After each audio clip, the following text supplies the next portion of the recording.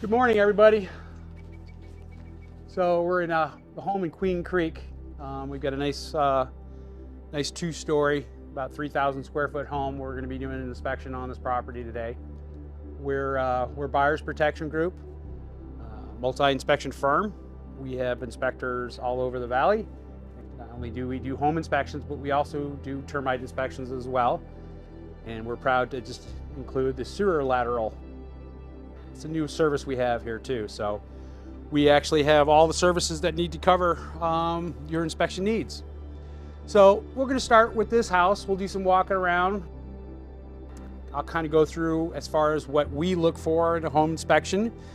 This video is for all of you people that want to know, what do I get out of a home inspection and what is my home inspector doing while I'm not there and all that good stuff. So first off, if your house is occupied and you're the seller, we always like to make sure that you know to have all the stuff that we need to access clear. Don't make us move furniture. We won't move furniture. We don't want to break anything, so make sure stuff is clear.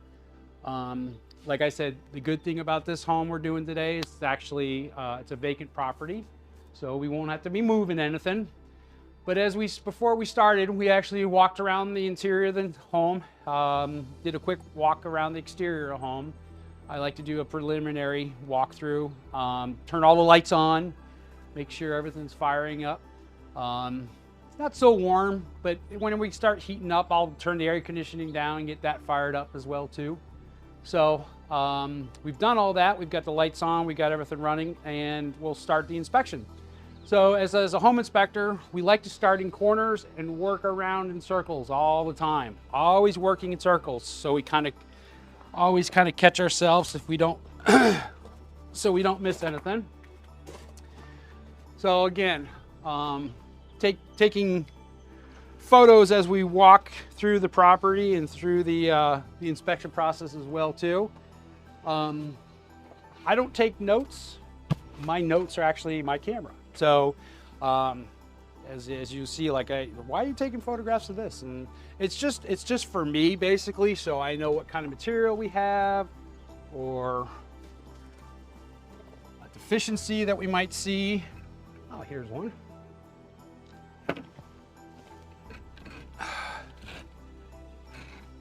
And we identify what we've got for stucco and brick veneer.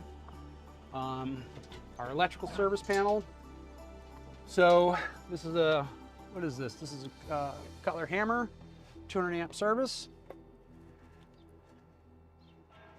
So what I'm going to do as I like to do first is make sure everything's labeled properly all the way through. It's got good labels. Then I like to make sure that that we're using the proper breakers for the type of panel that's in here as well. And I can tell you these are all. Oh, wait a minute, that's square D. But square D you could actually use in a Cutler hammer. So we'll keep scanning through here. Now I'll go through it. Like I said, this is a vacant house, so I'm going to test the arc fault breakers. Now, arc fault breakers were installed. We started doing it in about 2000. We were doing them in the bedroom circuits, and what we do is we put that test button and it trips. So we'll test all of them. Oh, we got one that's bad. That's a master bedroom, okay?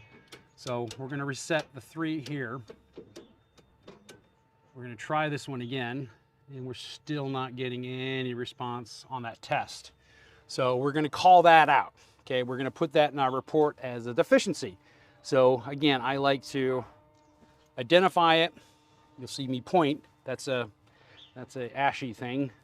We like to point at things. We can put arrows in our reports as well too from our editor, but out in the field sometimes it's just easier just pointing at something. So we're going to go ahead and take the dead front off and take a look at what we've got as far as circuits and make sure that we're all clean inside the panel. Now I'm also going to take in consideration this house is 16 years old.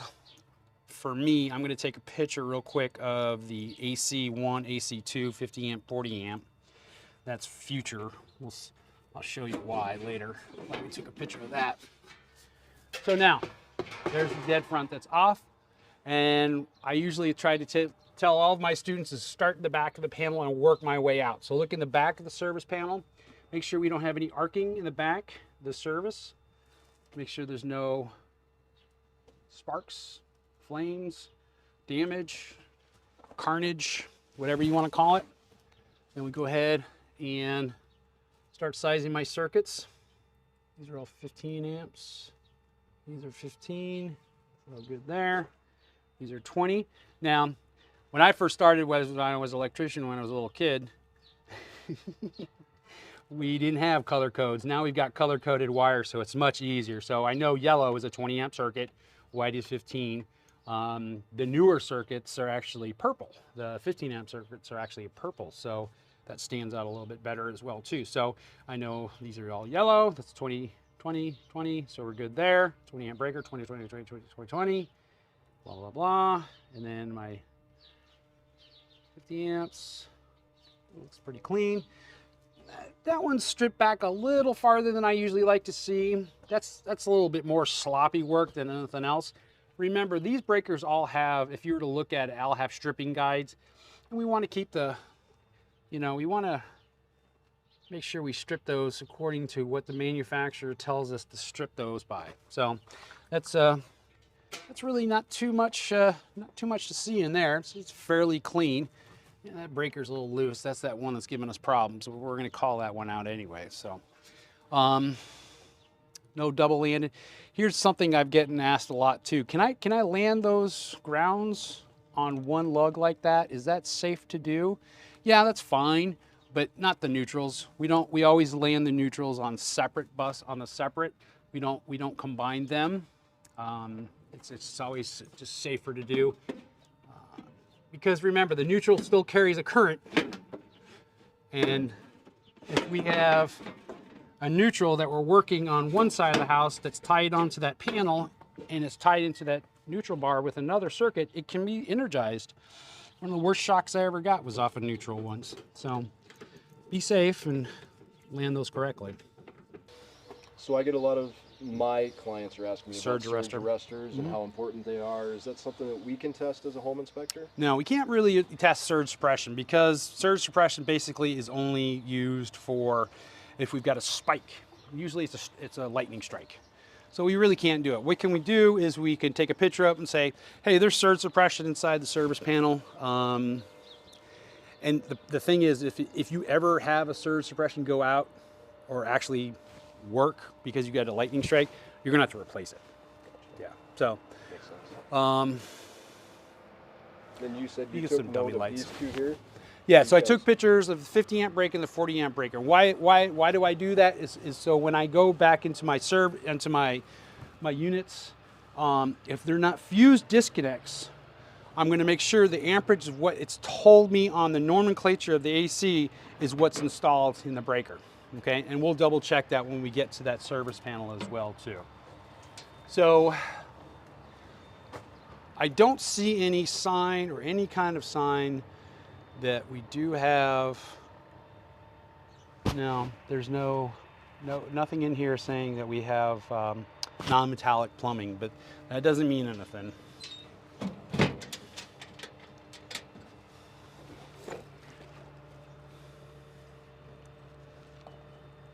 So sprinkler systems, just so everybody knows, sprinklers typically are not part of the inspection. We'll open them up if we start seeing obvious signs there's some issues, we can open them manually. We can go over to the manifold and open those up manually and see if there's leaks that way. Sometimes we have clients going, hey, you can put it in override, but again, it's not part of an inspection.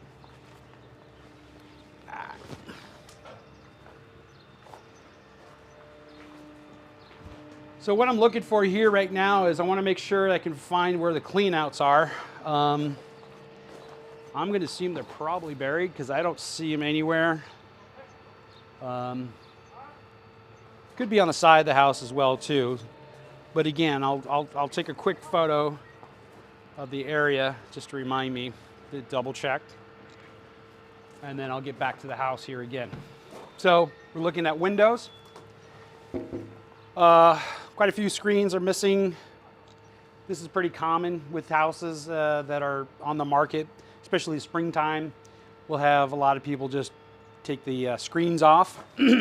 Shows a little bit better in the house. But here's a common issue we have with these vinyl windows. You can see the gap. Pretty good sized gaps. And what it is they're vinyl windows that are going to have a tendency to move. So we want to keep those sealed. There is house wrap, you know, there's proper house wrap in there, but we don't want to test it. So this is one of those things we'll just write up as a maintenance thing. It's, you know, make sure we maybe run some caulk around these windows, seal them.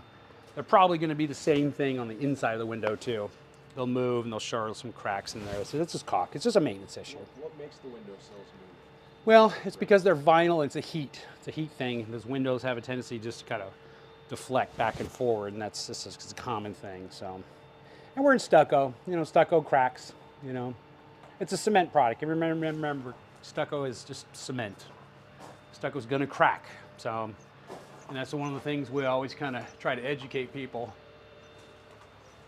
Oh well, so we're in the springtime. We're going to get this a lot. It's little birdies and nesting season. So I don't know if you can see it up there in the corner in the second story. We've got some nesting material up through here. Even though there's bird stop, they've pushed the bird stop away to make a home. So what's the issue of having birds on our home like that? Well, you know, they make a mess. They'll kind of poo all over the place. We have to be careful too, because during nesting season, you have to be careful of removing nests too, because in some instances, if you're removing a nest that the bird is either endangered or protected, you can get fined. So be safe about your nest removals. So we're going to go ahead and start testing some electrical circuits. This is my outlet in the front of the house, and by building practice, this outlet should be GFI protected because it's on the exterior. So I'm going to make sure it's wired properly, which it is, according to my tester. And I'm going to put a test on there, which is a ground fault, and it tripped, okay? So I know that my GFI in the front of the house is working fine.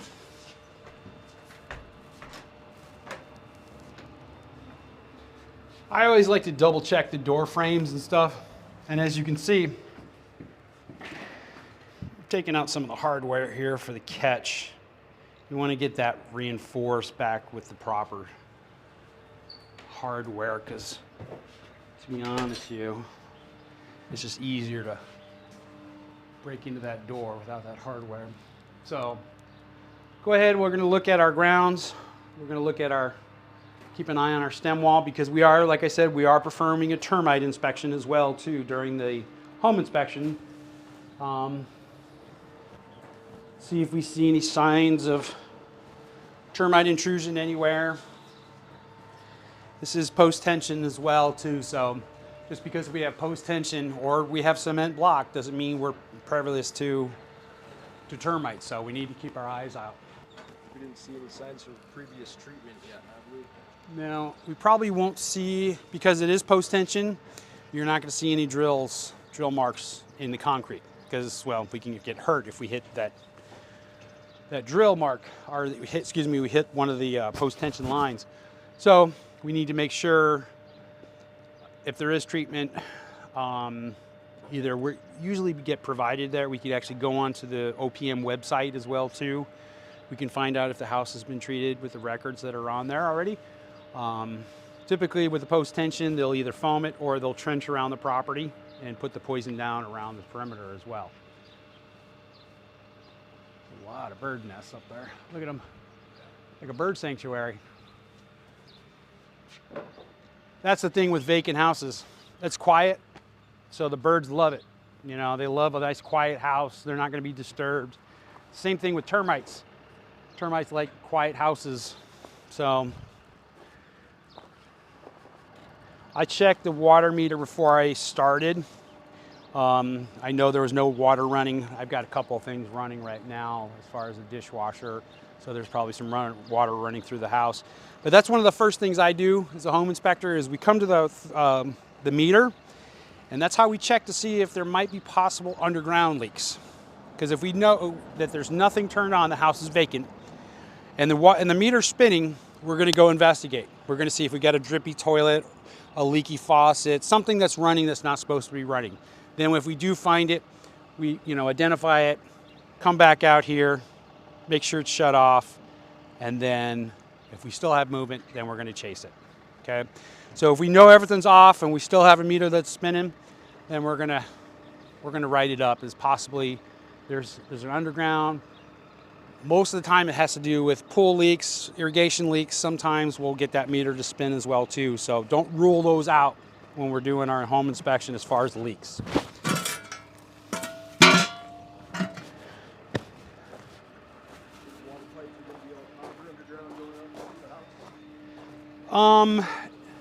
Not all the time. So we're using PEX now from the water service entrance now, up, and then we're stubbing up with copper. And this is newer homes, we're typically seeing this. You can use PVC because it's cold water. You can use PVC because it's only cold water. But I think we're starting to see more PEX underground. So that's the material. So we can actually see that the lawn sprinklers are actually turned off here. So I'm going to take a picture of that. I'm going to note that, hey, sprinklers are turned off. Looks like we have a little bit of a crack damaged on the top of the vacuum brake. There is a bond. There is a bond. So we need to find out if this actually does have copper in the house. So I see these broken quite a bit. Yeah, it's maybe plastic. They're $100 to replace. Yeah. If a plumber, yeah. And the nice thing is, a lot of them are threaded fittings, so it's just a wrench. We're not, you're not having to sweat anything off or on or anything like that. There's my manifolds that we were talking about. These are what kind of opens the valves, and they're controlled by that timer, that irrigation timer that we saw. We're going to go ahead and put a pressure gauge on here. We're going to identify the main water shutoff on the property.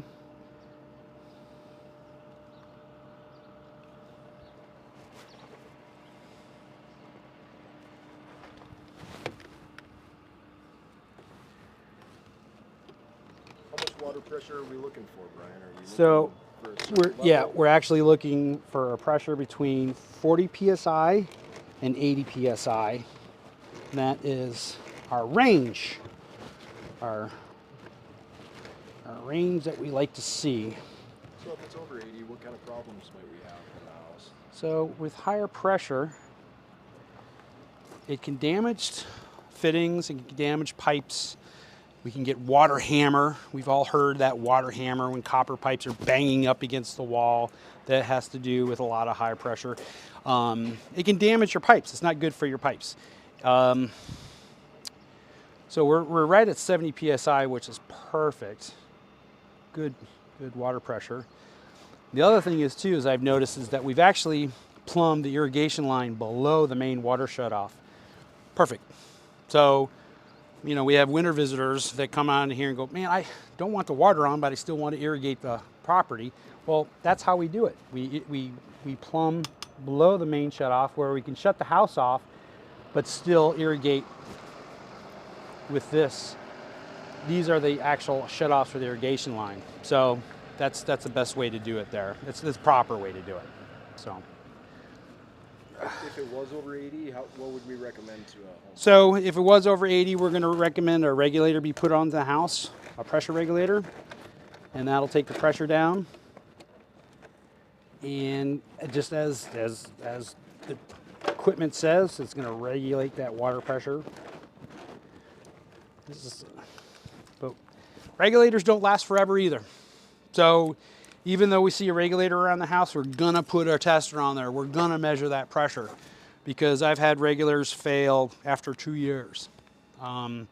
They're not fail safes. They're gear that, well, unfortunately is gonna fail. So we need to make sure we test those as well too. So very, very important.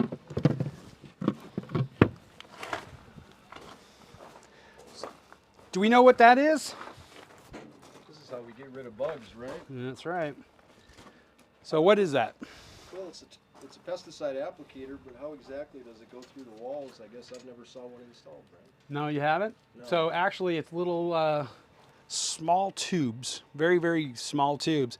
It's actually installed during the framing process. When we're roughing in the electrical, the plumbing, we're gonna rough in that as well too. So it's just like little small tubes that run through the house. And you can, if you take that cover off, there's little applicators. They put the poison in there and they shoot it, and it just, poison runs through there, and the lines are jacquarded, and it just applies poison through where we need to apply it. So it's kind of like a drip system. Kind of like a drip system, yeah, for poison. It's a neat system. I don't know many companies that will use that, but typically, you know, you always see the pest guys just spraying the stem wall, you know, and they're looking for termites as well too. Yeah, I see them on a lot of new houses. Yeah, I just don't, it's just, I've never tried to applicator.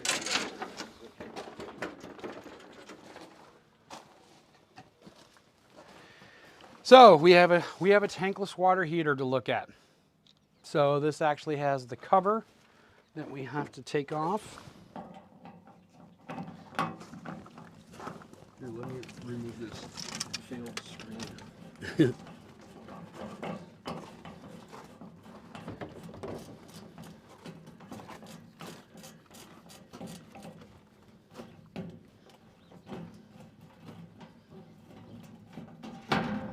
you like to see tankless? Does it matter to you? I do. It's so much more efficient. So what are the benefits of having a tankless water heater? Number one, it's an on-demand water heater. So it only heats water when we call for it. So it's not like we're holding this huge tank of water and we're constantly trying to keep temperature up on it. Number two is if you take care of these Rinnai systems, they will last probably longer than the tankless water, regular water heater. Why? Because there's no water sitting inside the system, getting hard and breaking the components down. Do you know what the service is on these? Service life? No, the service on these is running vinegar through those lines. See these little lines here? This one here, and then one in the back. You take those off, you run vinegar through, white vinegar, run through it. It cleans the manifolds and it breaks the hard water down as well too. So what do we look for as home inspectors? Because, you know, we're not going to tear the unit apart. We're not going to. So what I look for is number one, the TP line, the pressure relief line. There has to be a pressure relief line, and there it terminates down to the grade. Second, the gas line. Not a lot of people know this, but that gas line has to be at least 3/4 inch for this application. It cannot be 1/2 inch. 1/2 inch will not deliver enough natural gas to keep up with the demand of this water heater. And number three, excuse me, is just the condition of the system itself. Now again, I can't pull this out. I'm not going to pull it all out to get date codes. This house is what, 16 years old, 17 years old, so it's probably original to the home. But we'll do our tests when we go through the house as well too, and see if it'll keep up with us. You know, we'll run a couple of, when we go upstairs in the bathrooms, we'll open the shower, we'll open up a sink, you know, we'll turn on another sink. We'll see if the hot water heater, excuse me, the water heater, tankless water heater keeps up with the demand. The newer tankless heaters actually have circulation pumps actually built into the system as well too. And with the circ pump, it actually pushes that hot water to the farthest point in the house as well too, which is neat. So we're not sitting there waiting for hot water. So I am a strong advocate for tankless water heaters.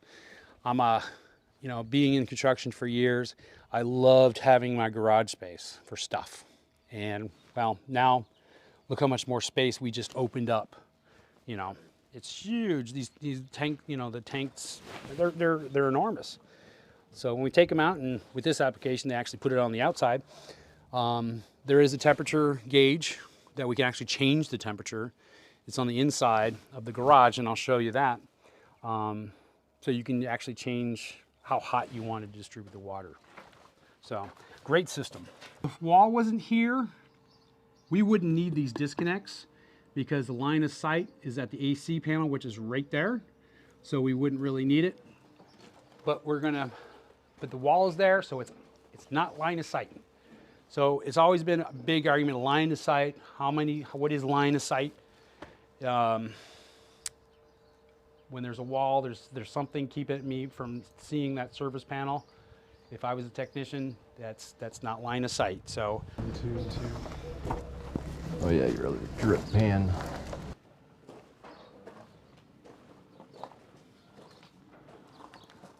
I know this is one of your pet peeves as well.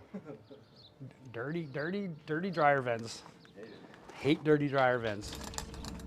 Well, I mean, how many days a week do we turn on the news and, oh, there's a house fire? Oh, yeah. That's a really easy way to prevent them. Every homeowner can do it. Yeah, easy to do. They have those long squirrel cages now, the squirrel tails. You can run through there. I saw a new house the other day. It actually had a label right by the dryer vent. It said this dryer vent is equivalent to 38 feet. 38 feet, and that's you're supposed to start posting that. It wasn't. It went straight up through the ceiling. No. It was probably 12-foot run. Yeah. Yeah. The biggest thing is to make sure that you know that it's less than 35 feet. So stucco looks good. Need some loose tiles on that side of the house there. A little dirty around the patio surface here. Is that just water runoff? Yeah. We'll see where we can get at.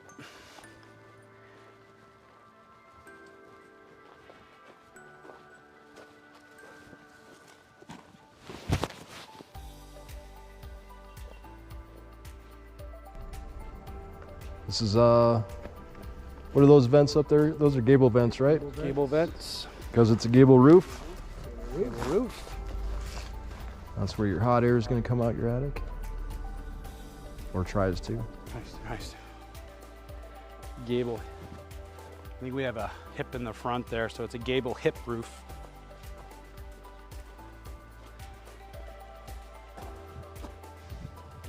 Underground drainage. Is that anything we can test or inspect when we're on site?